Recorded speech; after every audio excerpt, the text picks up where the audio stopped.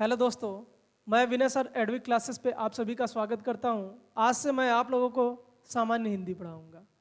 बात करें सामान्य हिंदी के सिलेबस की तो आइए देखते हैं।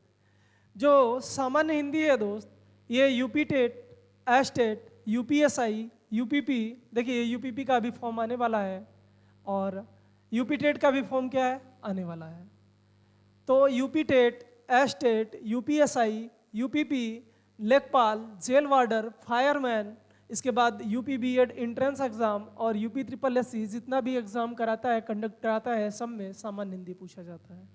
इसके बाद बात करें आरओ की, तो आरओ का भी फॉर्म आने वाला है। आरओ में जो है फर्स्ट पेपर में जो प्री एग्जाम होता है उसमें हिंदी से 60 क्वेश्चन होते हैं, वो भी 60 नंबर के। अब बात करते हैं जितनी भी प्रतियोगी परीक्षाएं हैं जो स्टेट गवर्नमेंट कराती है दोस्त, उन सभी में क्या पूछता है सामान्य हिंदी। अब सामान्य हिंदी पढ़ना आप लोगों के लिए बहुत ज़रूरी है। देखिए यूपीपी की बात करें तो यूपीपी में जो है सामान्य हिंदी और रीजनिंग अहम भूमिका में होता है। बगैर सामान्य हिंदी के यूपीपी निकालना बहुत ही, समझ सकते हैं आगे, कह ही नहीं सकते कि बिना सामान्य हिंदी के जो है आप यूपीपी क्रॉस कर सकते हैं, ऐसा हो ही नहीं सकता। क्योंकि रीजनिंग और हिंदी मिला के यूपीपी में कम से कम 100 नंबर रहते हैं। अब बताइए 100 नंबर में 37 से 38 नंबर आपका किससे रहता है, तो सामान्य हिंदी से। छोड़िए, अब बात करते हैं सामान्य हिंदी में। तो ये सब एग्जाम है कुछ जिनमें सामान्य हिंदी पूछता है, और जितनी भी स्टेट गवर्नमेंट एग्जाम कंडक्ट कराती है, परीक्षा कराती है, सब में आपसे सामान्य हिंदी पूछा जाता है। अब आगे चलते हैं, जो सामान्य हिंदी है, सामान्य हिंदी का सिलेबस क्या है। देखिए सामान्य हिंदी को हम लोग 3 भागों में कटराइज बांट के जो है पढ़ते हैं। पहला तो हम बांटते हैं किसमें, तो कहेंगे व्याकरण में। अब देखिए कोई भी भाषा हमें पढ़ना होगा तो जाहिर सी बात है उसके नियम कानून तो पढ़ना होगा ना, तो उसी नियम कानून को हम क्या बोलते हैं, व्याकरण। तो सामान्य हिंदी को पहले भाग में बांटते हैं किसमें, व्याकरण में। तो सबसे पहले हम लोग पढ़ा जाएगा क्या, व्याकरण। अब बात करते हैं दूसरा, तो दूसरा है क्या, शब्दकोश। शब्दकोश में हम लोग पढ़ेंगे तत्सम तद्भव देशज विदेशज। अभी मैं बताऊंगा कि शब्दकोश में हमें क्या पढ़ना है। और तीसरे भाग की हम बात करें तो हिंदी का तीसरा जो भाग है वो है साहित्य। तो हिंदी का तीसरा भाग क्या हो जाएगा, तो कहेंगे क्या, साहित्य। तो सामान्य हिंदी को हम 3 भागों में बांट के पढ़ते हैं, एक व्याकरण, दूसरा शब्दकोश और तीसरा क्या, साहित्य। अब हम बात करें कि व्याकरण में हमें क्या पढ़ना है, शब्दकोश में क्या पढ़ना है और साहित्य में क्या पढ़ना है। आइए उसका भी सिलेबस देख लिया जाए। अब देखिए सबसे पहले हम लोग पढ़ेंगे क्या, तो कहेंगे व्याकरण। देखिए सभी लोग शुरुआत करते हैं साहित्य से, और हम साहित्य से शुरू करने वाले नहीं हैं। अब कहेंगे ऐसा क्यों, हम सोच रहे हैं पहले आप लोगों के पास व्याकरण का अच्छा नॉलेज हो जाए, अच्छा ज्ञान हो जाए, इसके बाद फिर पढ़ा जाएगा क्या, तो कहेंगे साहित्य। सबसे ज़्यादा अगर प्रश्न आपसे पूछे जाएंगे तो व्याकरण के पोर्शन से। इसके बाद सबसे कम की बात करें तो सबसे कम प्रश्न पूछे जाते हैं साहित्य से। इसलिए सबसे पहला हम लोगों का टारगेट क्या होगा, तो कहेंगे व्याकरण। अब देखिए व्याकरण की अगर हम बात कर ले तो व्याकरण में हम लोगों को पढ़ना क्या क्या है, तो व्याकरण में हमें पढ़ना है वर्णमाला, संज्ञा, इसके बाद बात करें तो सर्वनाम। सर्वनाम के बाद हम लोग क्या पढ़ेंगे, तो कहेंगे क्रिया। और जब क्रिया पढ़ेंगे तो पढ़ लेंगे क्या, क्रिया विशेषण। और जब क्रिया विशेषण पढ़ लेंगे तो जाहिर सी बात है इसके बाद क्या पढ़ना चाहेंगे, तो कहेंगे काल। बात समझ में आई। अब काल के बाद हम लोग क्या पढ़ेंगे, विशेषण। और जब विशेषण पढ़ेंगे तो साथ में क्या पढ़ लेंगे, प्रविशेषण। और इसके बाद क्या, वाक्य। वाक्य के बाद हम लोग क्या पढ़ेंगे, तो कहेंगे वाच्य। वाच्य के बाद हम लोग एक चैप्टर पढ़ेंगे जिसका नाम क्या है, कारक। कारक के बाद पढ़ा जाएगा उपसर्ग, और उपसर्ग के बाद पढ़ेंगे हम लोग क्या, तो बोलेंगे प्रत्यय। प्रत्यय के बाद पढ़ा जाएगा क्या, तो कहेंगे निपात। और निपात के बाद पढ़ लेंगे अव्यय। अव्यय को ही बोलते हैं क्या, अव्यय या अभिकारी शब्द। अब बात करें इसके बाद पढ़ेंगे लिंग, और लिंग के बाद तुरंत पढ़ा जाएगा क्या, तो कहेंगे वचन। 7 वचन 7 फेरे, तो उस पर मत पढ़िएगा, इस वचन के बारे में भी थोड़ा सा पढ़ लिया जाए। और बात करें लिंग की, तो लिंग पक्षपात हमें करना नहीं है। अब बात करते हैं आगे, तो समास पढ़ेंगे। समास के बाद हम लोग तुरंत पढ़ेंगे क्या, तो कहेंगे संधि। तो ये सब चीज़ें व्याकरण में हमें पढ़ना है। इसके बाद हम बात करें क्या, तो अहम चैप्टर अगर व्याकरण का जो कोई है तो वह है क्या, रस छंद अलंकार।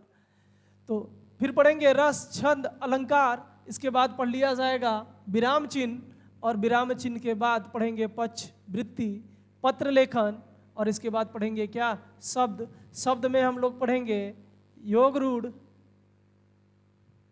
यौगिक, इसके बाद पढ़ेंगे क्या? योग रूढ़, और एक पढ़ेंगे क्या? रूढ़। तो शब्द में हमें 3 पढ़ना है, एक पढ़ना है रूढ़ शब्द, एक पढ़ना है यौगिक शब्द, और एक पढ़ना है क्या? तो कहेंगे योग रूढ़। ये रहा व्याकरण का आपका सिलेबस।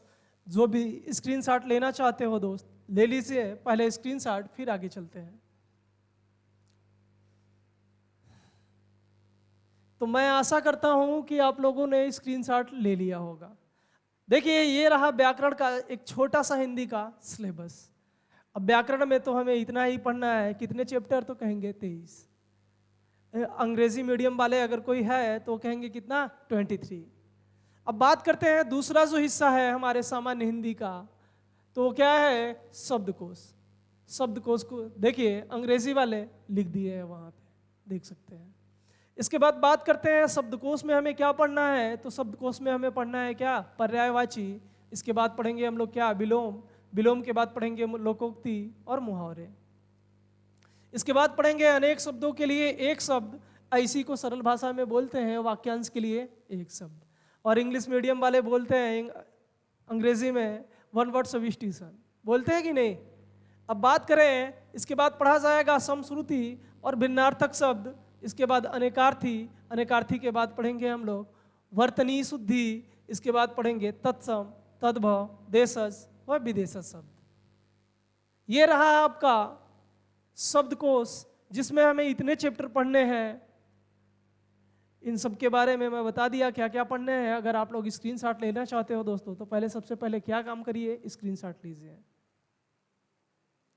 जल्दी से स्क्रीनशॉट आप लोग लीजिए, फिर आगे चलते हैं। तो मैं आशा करता हूं कि आप लोगों ने स्क्रीनशॉट ले लिया होगा। अब बात करते हैं साहित्य की। तो देखिए जो साहित्य है वो बचपन से हम लोग पढ़ते आए हैं, चाहे मैं हूं, चाहे आप हो, चाहे आपके टीचर हो, चाहे मेरे टीचर हो। बात समझ में आया कि नहीं? जो हिंदी है, हिंदी को हम लोग बचपन से ही क्या करते हैं? पढ़ते आए हैं। जब 9, 10, 11, 12 ग्रेजुएशन, कुछ लोग ग्रेजुएशन में, कुछ लोग पीजी में जो है हिंदी पढ़ रहे हैं। बात समझ में आई कि नहीं? तो अगर हम साहित्य की बात करें तो साहित्य का जो एरिया है बहुत बड़ा है, बहुत विशाल है, और हमें यहाँ पे बीए का या फिर बोर्ड का एग्जाम नहीं देना है कि उसके अकॉर्डिंग हमें क्या पढ़ना पड़ेगा? साहित्य। तो हमें उतना ही पढ़ना है जितना हमारे लायक हो या जितने से हमें काम हो। कहते हैं ना, क्या पढ़ना है ये मायने नहीं रखता है, क्या नहीं पढ़ना चाहिए ये मायने रखता है। तो वनडे एग्जाम की हम लोग तैयारी कर रहे हैं तो हमें उतना ही साहित्य पढ़ना है जितना हमारे वनडे एग्जाम के लिए है। उससे ऊपर हमें नहीं पढ़ना है, क्योंकि हमें पीजीटी का एग्जाम तो देना नहीं है। बात समझ में आई कि नहीं? तो साहित्य का टॉपिक बहुत बड़ा है, बहुत विशाल है, और हमें वहाँ से नहीं पढ़ना है, हमें पीएचडी नहीं करना है, हमें देना है वनडे एग्जाम। इसलिए वनडे एग्जाम की दृष्टि से जितना साहित्य इंपॉर्टेंट हमारे लिए है बस उतना ही पढ़ा जाएगा दोस्त, उससे ऊपर एक भी पॉइंट नहीं। बात समझ में आई? जितना जरूरी है उतना पढ़ा जाएगा। तो मतलब समझ सकते हैं, कुछ लोगों के दिमाग में ये ना चल रहा हो कि सर ऐसा नहीं कि कम पढ़ लिए तो जो है क्वेश्चन ना बने। दोस्त बता रहा हूँ कि इतना पढ़ाऊंगा कि उससे एक क्वेश्चन भी बाहर नहीं जाएगा। बात समझ में आई कि नहीं? अब इसीलिए मैं बोल रहा हूँ जितना इम्पोर्टेंट है उतना मैं पढ़ा दूंगा साहित्य को, टेंशन ना लीजिए। अब बात करें हिंदी साहित्य की, तो सबसे पहले हम लोग पढ़ेंगे भारतीय भाषाओं का क्या? इतिहास। जितने भी भारतीय भाषाएं हैं उसमें क्या पढ़ेंगे? उसका इतिहास पढ़ा जाएगा, साथ में हिंदी का भी इतिहास पढ़ा जाएगा। हिंदी का इतिहास चलेगा, हिंदी का उद्भव कैसा हुआ, विकास का कैसे हुआ, विकास क्रम क्या था, संविधान में क्या इसका था, अस्तित्व है संविधान में, इसके लिए प्रावधान क्या क्या किए गए हैं, इसका विकास कैसे हुआ, इसके बोली, उपबोली, भाषा और इसका परिचय, पूरा डिटेल जानकारी दोस्त A to Z पढ़ा जाएगा। अब बात करते हैं, इसके बाद हम लोग पढ़ेंगे प्रसिद्ध लेखकों या कवियों की प्रसिद्ध जो कृतियां हैं, रचनाएं हैं, उनके बारे में, और इसके बाद कविताओं के बारे में हम लोग पढ़ेंगे। कविता के बाद उपन्यास, और उपन्यास के बाद जो इन सबको मिला है क्या? हिंदी का साहित्य पुरस्कार, इसके बारे में भी चर्चा किया जाएगा। और लास्ट में पढ़ा जाएगा क्या, अपठित गद्यांश, अनसीन पैसेज। ये बहुत ही इंपॉर्टेंट है। अगर पूरा आप लोग ग्रामर और साहित्य पढ़ लेते हैं तो लास्ट में इसकी क्या पड़ेगी हमें आवश्यकता, क्योंकि जो सीटेट एग्जाम कराता है दोस्त उसमें 15 क्वेश्चन,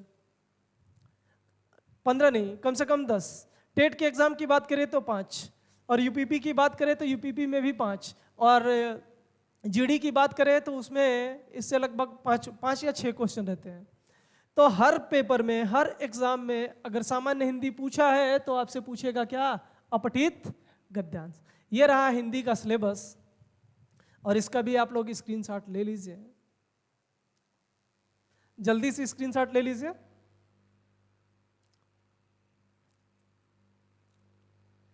हाँ, तो मैं आशा करता हूं कि आप लोगों ने स्क्रीनशॉट क्या कर चुके होंगे, ले चुके होंगे। बात समझ में आई?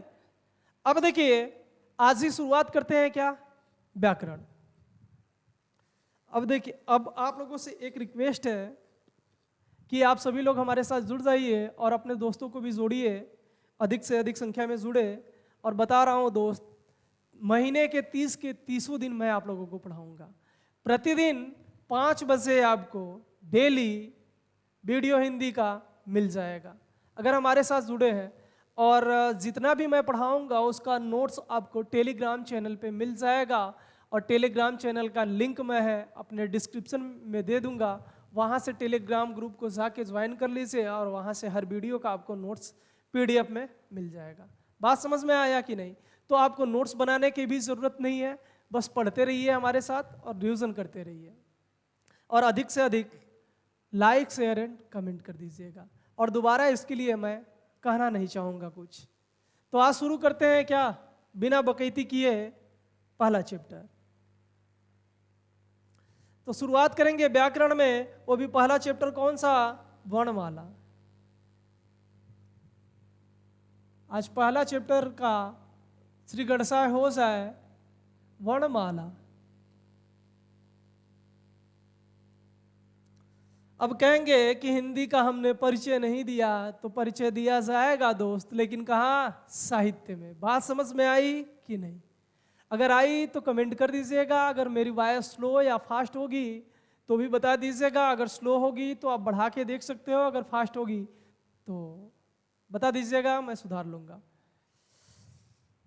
अब बात करते हैं हिंदी व्याकरण में। तो हमारा पहला टॉपिक क्या रहेगा, तो कहेंगे वर्णमाला। अब वर्णमाला की अगर हम बात करें तो वर्णमाला जो है 2 शब्दों के योग से मिलके बना है। एक तो है वर्ण और दूसरा क्या है, माला। एक है वर्ण और दूसरा क्या है, तो कहेंगे माला। अब अगर हम बात करें कि वर्ण की, करेंगे अच्छे से करेंगे। अब बात करें वर्ण के अर्थ की, तो वर्ण का जो अर्थ होता है, वर्ण का जो अर्थ होता है वो होता है क्या, अक्षर, रंग और जाति।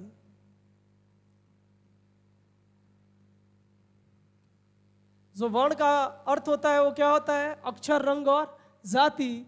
तो देखिए, एक एग्जाम में क्वेश्चन पूछा हुआ था, यही वर्णमाला के शुरुआत से ही पूछा था कि बताओ वर्ण का अर्थ निम्नलिखित में से क्या नहीं है। तो विकल्प में मेरे दोस्त तीनों था, अक्षर भी था, रंग भी था और जाति भी था, और एक विकल्प और था। अब देखो, वर्णमाला की शुरुआत तो हुई, लेकिन अभी हम अटके कहाँ हैं, वर्ण पे, और वर्ण से ही क्वेश्चन क्या हुआ है, स्टार्ट। अब देखिए, एक क्वेश्चन पूछा, क्या बोला कि बताओ वर्ण का निम्नलिखित में से अर्थ नहीं है। तो चौथा विकल्प बना दिया था कुछ, मान लीजिए वर्ण के कितने अर्थ, तो कहेंगे 3 अर्थ होते हैं। एक होता है अक्षर, दूसरा होता है रंग, और तीसरा होता है क्या, तो कहेंगे जाति। अब बात करते हैं माला का क्या अर्थ होता है। तो माला का अर्थ होता है दोस्त समूह। माला का अर्थ क्या होगा, तो कहेंगे समूह। बात समझ में आया कि नहीं? माला का मतलब क्या होगा, तो कहेंगे समूह। अब वर्णों के दोस्त क्रमबद्ध एवं व्यवस्थित समूह को हम क्या कह देते हैं, तो कहेंगे वर्णमाला। देखिए, माला कैसी होती है, तो हम अगर ये फूलों का माला लगा दें तो ये आपस में गुथी होगी, लेकिन देख रहे हैं सीक्वेंस, जब ये गुथेगी तो एक के बाद एक होती है, वो भी कैसे, तो कहेंगे क्रम से। चाहे फूलों का माला हो, चाहे क्या गले का हार हो, मतलब मोतियों की माला हो, चाहे वर्णों की माला हो, कैसे रहेगी, व्यवस्थित रहेगी। कैसे रहेगी, कई सारे एक साथ अगर व्यवस्थित होंगे तो क्या बना देंगे, तो कहेंगे कि क्या बनाते हैं, समूह। और जब समूह क्या हो जाए, व्यवस्थित, समूह कैसा हो जाए, व्यवस्थित। अब व्यवस्था के साथ साथ क्या होना चाहिए, क्रमबद्ध। क्रमबद्ध का मतलब दोस्त होता है क्रम से, एक के बाद एक। तो वर्णों के क्रमबद्ध एवं व्यवस्थित समूह को हम क्या बोलेंगे, तो कहेंगे वर्णमाला। बात करते हैं किसकी, परिभाषा की। तो आइए परिभाषा लिख लेते हैं। वर्णों के क्रमबद्ध, वर्णों के क्रमबद्ध एवं व्यवस्थित समूह को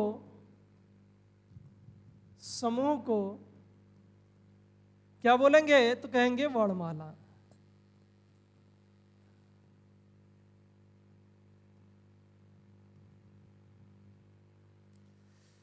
तो वर्णों के क्रमबद्ध एवं व्यवस्थित समूह को हम क्या बोलते हैं, तो कहेंगे क्या, वर्णमाला। अगर हम आपसे बोले कि बताओ वर्ण का अर्थ क्या क्या होता है, तो कहेंगे वर्ण का अर्थ होता है अक्षर, रंग और जाति।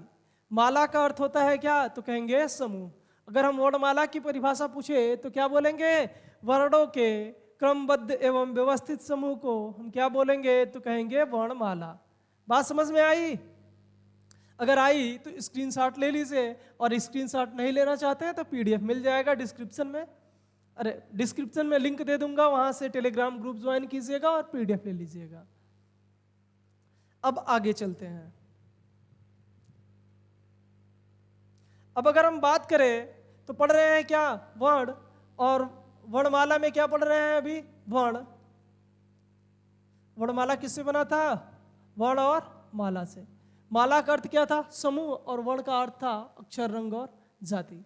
मैं देखिए वर्णमाला में वर्ण पे बार बार फोकस इसलिए कर रहा हूँ और स्लो स्पीड से इसलिए पढ़ा रहा हूँ कि इसके बहुत सारे क्वेश्चन हैं। इतने सारे क्वेश्चन हैं कि बार बार ये रिपीट होते रहते हैं, बार बार पूछे जाते हैं, और मैं नहीं चाहता कि एक भी क्वेश्चन छूटे। एक बार पढ़िए हिंदी, कहानी खत्म। अब देखिए बात करते हैं वर्ण की, तो वर्ण से पहले ही क्वेश्चन एक बनता है, और क्वेश्चन पूछता है कि बताओ भाषा की सबसे छोटी इकाई क्या है। भाषा की सबसे छोटी इकाई। अगर आपसे पूछे कि बताओ भाषा की सबसे छोटी इकाई क्या होगा, तो क्या हो जाएगा, तो कहेंगे वर्ण। भाषा की सबसे छोटी इकाई की बात करेगा तो क्या बोलेंगे, वर्ण या ध्वनि। क्या बोलेंगे, तो कहेंगे वर्ण या ध्वनि। अब देखिए आपके दिमाग में क्वेश्चन चल रहा होगा, सर या तो वर्ण बोल लीजिए या क्या बोल लीजिए, ध्वनि। और कुछ लोगों के दिमाग में चल रहा होगा कि सर भाषा की सबसे छोटी इकाई तो ध्वनि होती है। और कुछ लोग ये भी पढ़े होंगे कि सर भाषा की सबसे छोटी इकाई तो वर्ण होती है। दोस्त दोनों लोग ठीक हो, पहले आओ समझ लेते हैं। अब देखिए किसी भी भाषा को सबसे पहले हम क्या करते हैं, तो कहेंगे बोलते हैं। क्या करते हैं, बोलते हैं। तो बताओ क जब आया होगा दोस्त, तो उसको हम क्या किए होंगे, बोले होंगे। बोले होंगे कि नहीं। जब किसी चीज को, किसी वर्ण का जब हम उच्चारण करेंगे, बोलने का मतलब क्या, उच्चारण करना।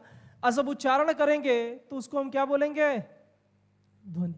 जब उच्चारण करेंगे तो क्या निकलता है, तो कहेंगे आवाज। ऐसी आवाज को, साउंड को हम क्या बोलते हैं दोस्त, ध्वनि। क्या बोलेंगे, ध्वनि।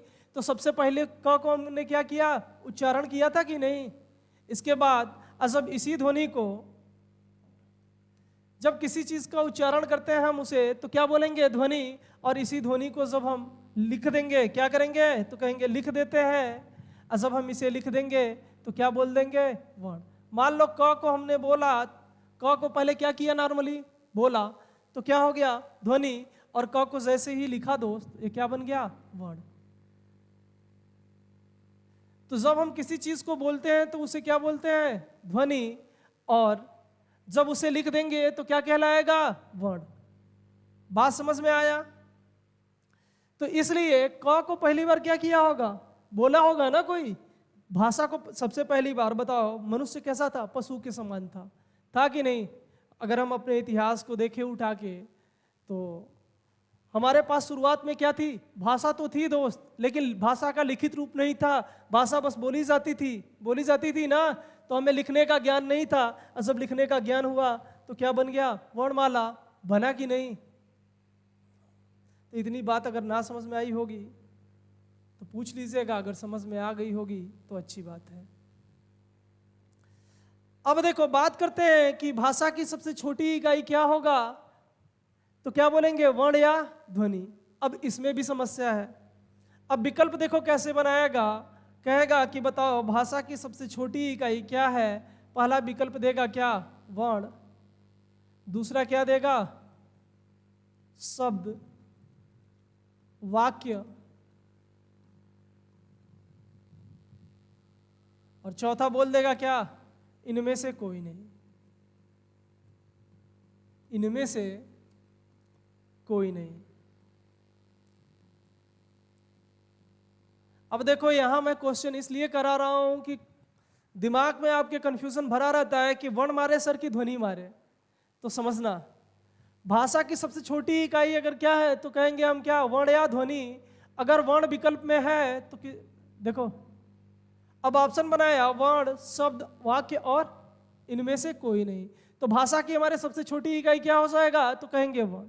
लेकिन अगर इसी विकल्प को घुमा दे और फिर से विकल्प कुछ यूं बना दे, तब कहे वर्ण, दूसरा रख दे क्या? ध्वनि, और तीसरा विकल्प रख दे आपके सामने क्या? वाक्य, और चौथा विकल्प रख दे आपके सामने क्या? शब्द। अब बताओ भाषा की सबसे छोटी इकाई क्या होगा? तो अब कहेंगे कि सर अभी तो वर्ण माने थे, तो वर्ण हम भी इस बार भी मार देते हैं, तो ऐसा मत करना। तो अगर आपसे पूछे कि भाषा की सबसे छोटी इकाई क्या है और उसमें वर्ण भी दिया हो और क्या दिया हो? ध्वनि भी, तो आपका सही उत्तर क्या हो जाएगा? तो ध्वनि। बोलेंगे कैसे ध्वनि होगा सर? तो भाषा को सबसे पहले हम क्या करते हैं? उच्चारित करते हैं, बोलते हैं। और भाषा की सबसे छोटी इकाई क्या होगी? ध्वनि। और ध्वनि से कोई छोटी इकाई होती भी नहीं है दोस्त। तो भाषा की सबसे छोटी इकाई क्या है? ध्वनि। और ध्वनि अगर विकल्प में नहीं है तो किसको हिट करेंगे? तो कहेंगे वर्ण को। अगर ध्वनि नहीं है तो किसको मारेंगे? वर्ण को मारेंगे। और जब वर्ण और ध्वनि दोनों हो तो किसको मारेंगे? ध्वनि को। लेकिन दोस्त अगर यही विकल्प हुआ, तीसरा कुछ यूं बना दे, तब कहे कि वर्ण, ध्वनि, और तीसरा रख दे पहला और दूसरा दोनों, पहला और दूसरा दोनों, और चौथा रख दे इनमें से कोई नहीं। इनमें से कोई नहीं। अब बताओ ऐसे कंडीशन में कौन सा सही होगा? तो कहेंगे भाषा की जो सबसे छोटी इकाई होती है वो क्या होती है? वर्ण और ध्वनि दोनों। अगर विकल्प में वर्ण है तो, अगर विकल्प में ध्वनि नहीं है तो किसको मारेंगे? वर्ण को मारेंगे। और दोनों है तो किसको मारेंगे? ध्वनि को मारेंगे। और दोनों के लिए दोस्त ऑप्शन आ जाए, जैसे ये बनाया है, तो किसको मारेंगे? दोनों। बात समझ में आया? वर्ण और ध्वनि दोनों एक साथ आया हो और तीसरा विकल्प बनाया हो दोनों, तो किसको मारेंगे? दोनों को। और दोनों अगर दोस्त अलग अलग आया हो लेकिन एक साथ है ना, एक साथ हो, और तीसरा विकल्प ना बना हो दोस्त दोनों के लिए, तो हमारा सही क्या हो जाएगा? तो कहेंगे ध्वनि। और ध्वनि ना दिया हो तो किसको हिट करेंगे? वर्ण को। बात समझ में आई? समझ में आई तो जल्दी से स्क्रीनशॉट लीजिए, फिर आगे चलते हैं।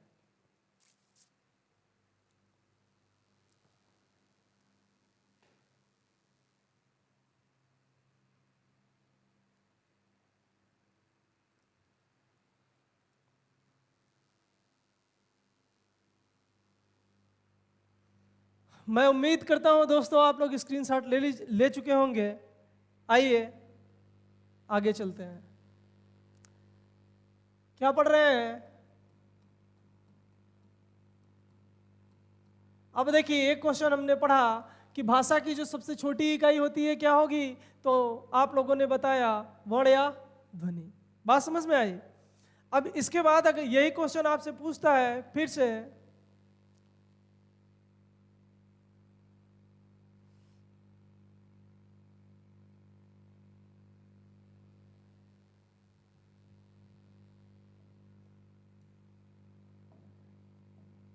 एक क्वेश्चन आपसे पूछता है, वर्ण से ही पूछता है कि बताओ उच्चरित भाषा की भाषा की सबसे छोटी इकाई क्या है? सबसे छोटी इकाई। अगर आपसे पूछे कि बताओ उच्चरित भाषा की सबसे छोटी इकाई क्या है, तो उच्चरित का मतलब दोस्त बताया है कि जब हम उच्चारण करेंगे तो क्या निकलेगा? आवाज। आवाज को ही क्या बोलते हैं? ध्वनि। तो उच्चरित की बात करेगा तो आप दिमाग में हमेशा याद रखना क्या? ध्वनि। तो अगर आपसे कहे कि बताओ उच्चरित भाषा की सबसे छोटी इकाई दोस्त क्या है, तो उससे बोल देना क्या? ध्वनि। क्या होगा? तो ध्वनि हो जाएगा। और यही आपसे अगर बोले, यही अगर आपसे कहे कि बताओ लिखित भाषा की सबसे छोटी इकाई क्या है? लिखित भाषा की सबसे छोटी इकाई, सबसे छोटी इकाई।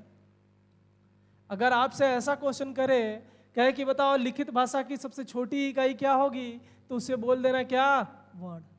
क्या हो जाएगा? वर्ण। देखो, जब हम बोलते हैं तो उसको क्या बोलेंगे? ध्वनि। और इसी ध्वनि को जब हम लिख देंगे, एक सिंबल दे देंगे, चिन्ह के रूप में बदल देंगे दोस्त, तो क्या बन जाएगा? वर्ण। बात समझ में आया कि नहीं? जब इसी ध्वनि को लिख देते हैं तो क्या कहेंगे? वर्ण। और जब बोलेंगे तो क्या बोलेंगे? ध्वनि। अब देखिए, जब लिख दिए तो क्या कहलाया? वर्ण। और वर्णों को ही हम क्या बोलते हैं? लिपि चिन्ह। जो वर्ण होता है, इन वर्णों को ही क्या कहा जाता है? तो कहेंगे वर्णों को ही लिपि चिन्ह कहते हैं। लिपि चिन्ह कहते हैं। वर्णों को क्या बोलते हैं? तो कहेंगे लिपि चिन्ह। लिपि चिन्ह का मतलब होता है दोस्त लिखने का तरीका। लिपि चिन्ह का मतलब क्या होगा? तो कहेंगे लिखने का तरीका, कि किस शब्द, किस वर्ण को हम किस तरीके से लिखते हैं, वही हमारा क्या कहलाता है? लिपि चिन्ह। अब देखो, जैसे ही लिपि चिन्ह आया, आपका हिंदी वर्णमाला का जो चैप्टर था ना, वो बहुत बृहद रूप में परिवर्तित हो गया। अब आया लिपि, तो एग्जामिनर ने कहा कि यहाँ पे देखो मुन्ने, देखो बाबू, लिपि आ गया। और लिपि आ गया तो हम किसी भी क्वेश्चन को क्या कर सकते हैं? पूछ सकते हैं। तो हमने कहा ठीक है, पूछ लो भैया। अब पूछोगे तो आप सब तो एक्सपर्ट हैं, बता ही देंगे। अगर नहीं बताएंगे तो आगे पढ़ लिया जाएगा। समझ में आया कि नहीं? तो पहले स्क्रीनशॉट ले लीजिए, फिर देखते हैं कि लिपि से क्या विशेष प्रश्न है। लिपि के भी कुछ विशेष प्रश्न हैं, 15-20, उनको देख लेते हैं। क्योंकि हर भाषा से अब क्वेश्चन उठाएगा, बोलेगा लिपि आने की वजह से ये वर्णमाला का क्या बन गया? हिस्सा। हिंदी का क्या बन गया? हिस्सा। और इससे हम क्या पूछेंगे? तो कहेगा प्रश्न। छापिए स्क्रीनशॉट।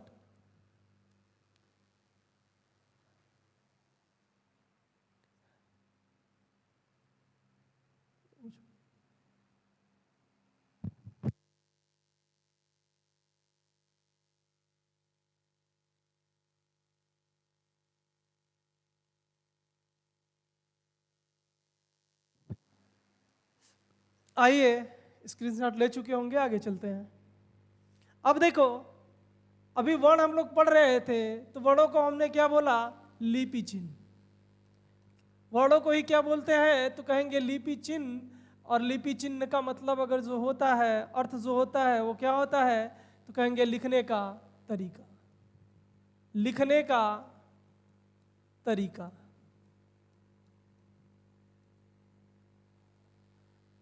अब जैसे ही लिपि चिन्ह आया, अदर लिपि से संबंधित जितने भी क्वेश्चन है उन सबको उठा के, जितनी भी भाषाओं से संबंधित है उन सबको एक जगह उठाया और कहा कि हम हिंदी में इसको पूछ सकते हैं।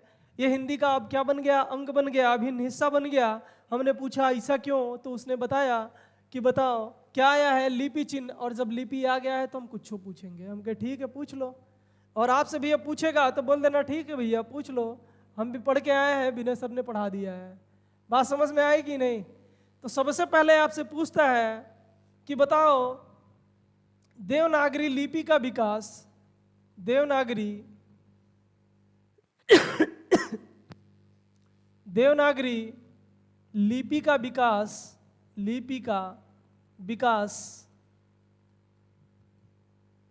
किस भाषा से हुआ?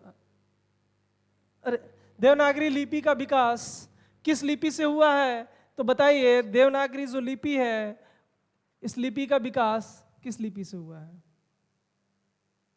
तो जो आपकी देवनागरी है, देवनागरी से, जो देवनागरी की लिपि है, इस लिपि का विकास किस लिपि से हुआ है? तो बता देना किससे? ब्राह्मी लिपि से। अगर आपसे कोई पूछे कि बताओ देवनागरी लिपि का विकास किस लिपि से हुआ है, तो उससे बोल देना किससे? ब्राह्मी लिपि से।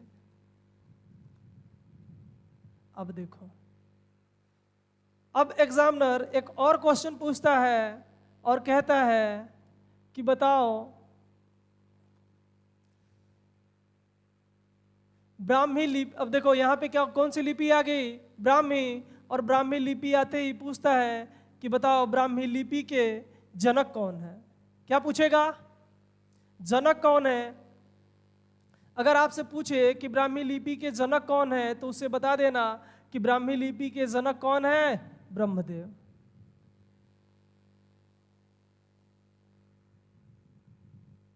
ब्राह्मी लिपि के अगर जनक की बात करें, आपसे पूछे, तो बोल देना ब्रह्मा जी।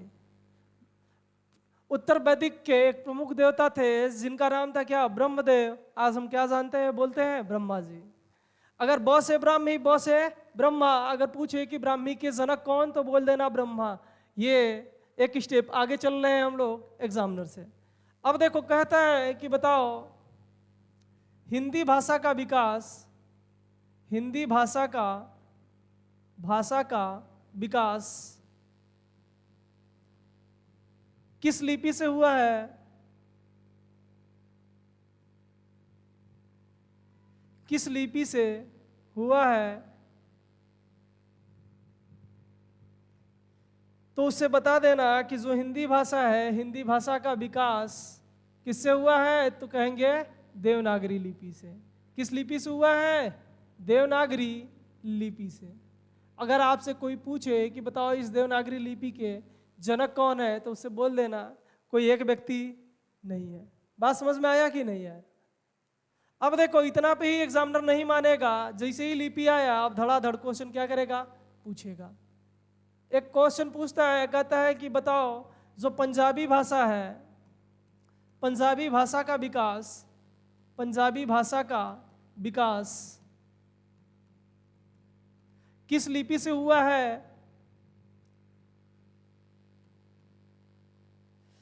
अब देखो, बार बार किस लिपि तो लिखना नहीं चाहिए। अब आपसे पूछेगा क्या कि पंजाबी भाषा का विकास किस लिपि से हुआ है, तो उससे बता देना कि जो पंजाबी भाषा है, पंजाबी भाषा का विकास गुरुमुखी लिपि से हुआ है। कौन सी लिपि? तो उससे बोल देना कौन सी लिपि? गुरुमुखी लिपि। और आपसे अगर पूछ ले, अगर आपसे क्या पूछ ले कि बताओ ये जो गुरुमुखी पंजाबी भाषा है, पंजाबी भाषा के जनक कौन? क्या पूछ ले कि पंजाबी भाषा के बताओ भैया जनक कौन है, तो उससे बता देना सिखों के द्वितीय गुरु कौन? अंगद देव। कौन है? तो अंगद देव। अगर आपसे पूछ ले कि बताओ ये जो गुरुमुखी लिपि है, इस लिपि के जनक कौन है, इस लिपि के पिता कौन, तो उससे बता देना गुरुमुखी के लिपि के जनक भी कौन है? सिखों के द्वितीय गुरु कौन? अंगद देव। बात समझ में आई? नहीं आई ना, तो अंगूठा दबा के शेयर कर देना, ठीक है? आ गई तो बहुत अच्छी बात है। एक क्वेश्चन और पूछता है, कहता है कि बताओ उर्दू भाषा का विकास, उर्दू भाषा का विकास किस लिपि से हुआ है? अगर आपसे कहे कि बताओ उर्दू भाषा का विकास किस लिपि से हुआ है, तो उससे बता देना नस्तालिक लिपि। नस्तालिक लिपि। और नस्तालिक नहीं दिया है दोस्त, तो क्या दिया होगा? ब्रैकेट डाल के लिख लेना कौन सी, फारसी। बोलते हैं ना कि बहुत उर्दू फारसी बतिया रहा है। बात बात में जब आप कुछ बोलते हो किसी के सामने, गांव घर में देखे होगे, तो क्या बोलता है कि बहुत उर्दू फारसी क्या कर रहा है, बोल रहा है। तो नस्तालिक लिपि ये किसकी लिपि है, तो फारसी की ही लिपि मानी जाती है, फारसी का ही एक रूप है जिसको क्या बोलते हैं, नस्तालिक। अब देखो यहाँ पे क्या लगा होता है, नोप्ता, और बोलता है नस्तालिक लिपि, या ये अगर बात नस्तालिक अगर विकल्प में नहीं है तो क्या रहेगा, फारसी लिपि, और फारसी नहीं है तो क्या रहेगा, नस्तालिक। अब बात करते हैं कि उर्दू के जनक कौन है। अब अगर आपसे पूछे कि बताओ जो उर्दू भाषा है इसके जनक कौन, इसके पिता कौन है, तो क्या बताएंगे आप लोग। ये मैं आप लोगों को छोड़ता हूं, अगर किसी को पता है तो वो कमेंट में कमेंट कर दे कि जो उर्दू भाषा के जनक है वो कौन है। अगर नहीं कमेंट कर दीजिए, देख लेता हूं कितने लोगों ने सही जवाब दिया है। कमेंट कर दीजिएगा, मैं देख लूंगा और अगले वीडियो में इसका आंसर मैं दे दूंगा आप सभी को, ठीक है। ये आप लोगों के लिए क्वेश्चन रहेगा मेरी तरफ से। अब देखिए यहीं पे लिपि के प्रश्न खत्म नहीं होते हैं, और प्रश्न पूछे जाते हैं। बोलता है कि बताओ अंग्रेजी भाषा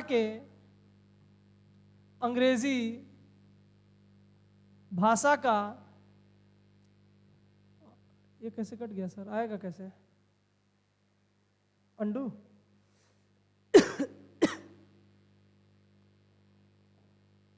अंग्रेजी भाषा का विकास, अगर आपसे पूछे कि बताओ अंग्रेजी भाषा का विकास किस लिपि से हुआ है, तो उससे बता देना कि जो अंग्रेजी भाषा है इसका विकास रोमन लिपि से हुआ है, रोमन लिपि से हुआ है, रोमन लिपि से। अगर आपसे कोई पूछे कि अंग्रेजी भाषा का विकास किस लिपि से हुआ है, तो उससे बता देना जो अंग्रेजी भाषा है उसका विकास किससे हुआ है, तो कह देना रोमन लिपि से। अगर आपसे कोई पूछे कि बताओ ये जो अंग्रेजी आया है कौन, अंग्रेजी भाषा के जनक कौन, किसका, अंग्रेजी भाषा का जनक कौन। और आपसे यही क्वेश्चन पूछे कि बताओ जो अंग्रेजी शिक्षा है भारत में उसके जनक कौन, शिक्षा के जनक। यहां से दो क्वेश्चन बनते हैं, एक पूछता है आपसे अंग्रेजी भाषा के जनक कौन है, दूसरा पूछता है अंग्रेजी शिक्षा के जनक कौन है, और तीसरा क्वेश्चन बनता है अंग्रेजी भाषा का विकास किस लिपि से हुआ है। आपसे कहे कि बताओ अंग्रेजी भाषा का जो विकास है किस लिपि से, तो उससे बोलना रोमन लिपि से। और आपसे पूछे कि अंग्रेजी भाषा के जनक कौन, तो उससे बता देना जेफरी चौसर। कौन है, जेफरी चौसर। अंग्रेजी भाषा के जनक की बात करें तो बता देना कौन, जेफरी चौसर। और कहे अंग्रेजी शिक्षा के जनक कौन, तो बोल देना मैकाले। बोलते हैं ना लॉर्ड मैकाले।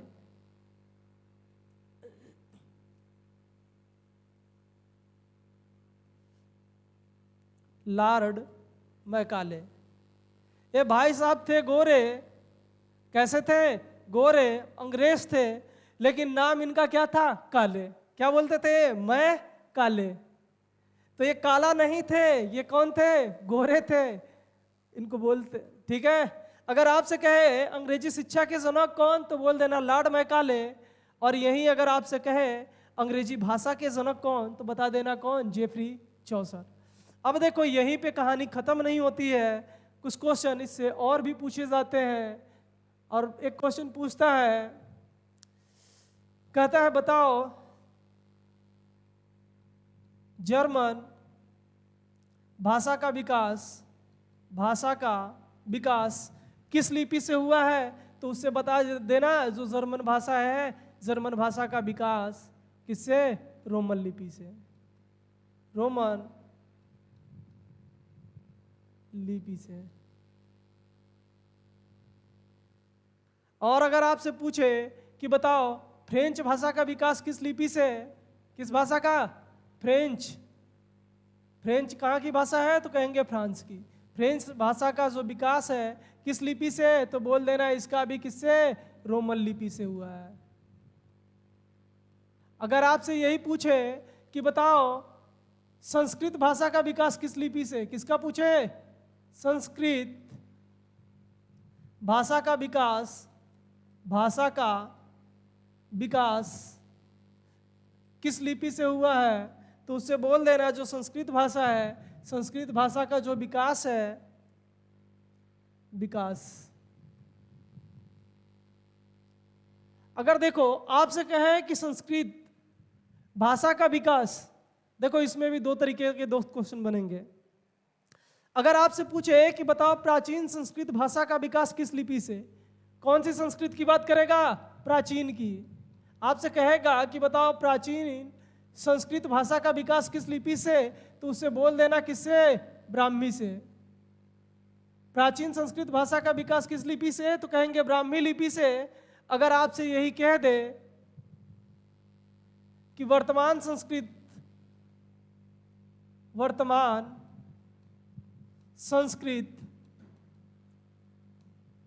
भाषा का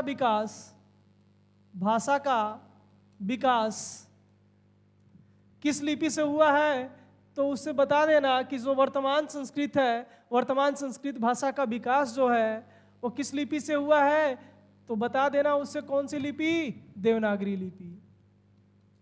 देवनागरी लिपि। अगर आपसे बोले कि प्राचीन संस्कृत भाषा का विकास किस लिपि से, तो उससे बोलना कौन सी, ब्राह्मी। अगर कहे वर्तमान संस्कृत भाषा का विकास किस लिपि से, तो बोल देना किससे, देवनागरी से। लेकिन दोस्त यहीं पे आपसे कहे कि बताओ संस्कृत भाषा के जनक कौन, किस भाषा के, संस्कृत भाषा के, तो कह देना पाणिनि महोदय है। कौन, पाणिनि। और पूछेगा कि बताओ पाणिनि की पुस्तक का क्या नाम था, तो बोल देना कौन सा, अष्टाध्यायी। कौन सा, अष्टाध्यायी। और पाणिनि को ही संस्कृत का क्या बोला जाता है, भगवान जनक पिता। और इनकी एक पुस्तक थी जिनका नाम क्या था, अष्टाध्यायी। अगर आपसे पूछ ले कि बताओ ये जो अष्टाध्यायी है इसमें कितने अध्याय, तो बोल देना 8 अध्याय। अगर आपसे पूछे इसमें कितने पाद, अगर आपसे इसमें पाद की संख्या पूछ ले, पाद मतलब क्या, चरण, तो कह देना कितने, 32। अब देखिए जो स्क्रीनशॉट लेना चाहते हैं उनसे रिक्वेस्ट है, निवेदन है कि ले लें। अभी वर्णमाला का ये क्या है, शुरुआत है, ये तो डेमो है। वर्ण आते ही इतने क्वेश्चन लेके आया है दोस्त। छापिए स्क्रीनशॉट।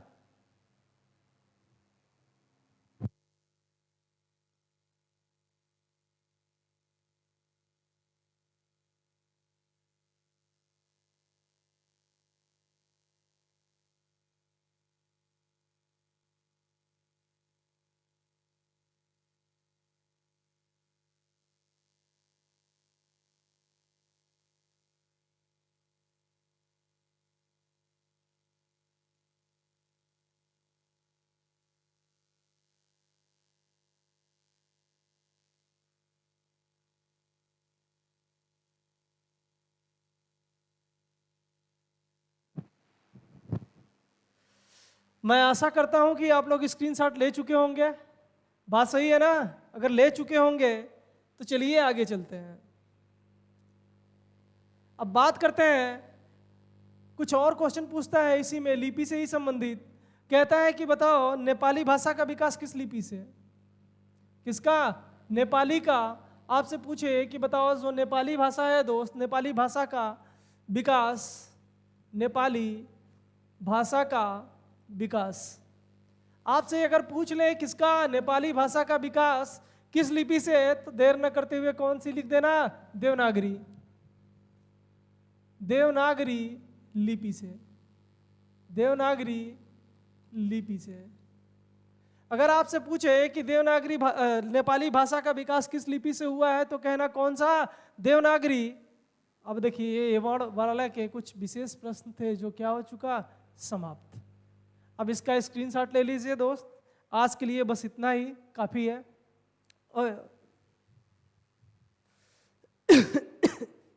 थोड़ा सा स्वास्थ्य डैमेज है दोस्त, खराब है। और कल मिलते हैं 5 बजे फिर। अभी जो है आप लोगों से बस एक ही रिक्वेस्ट है कि आप सभी हमारे साथ जुड़िए, और महीने में आपको 30 के 30 दिन आपको वीडियो प्रोवाइड किया जाएगा, मिल जाएगा। आप लोग हमारे साथ जुड़ जाइए।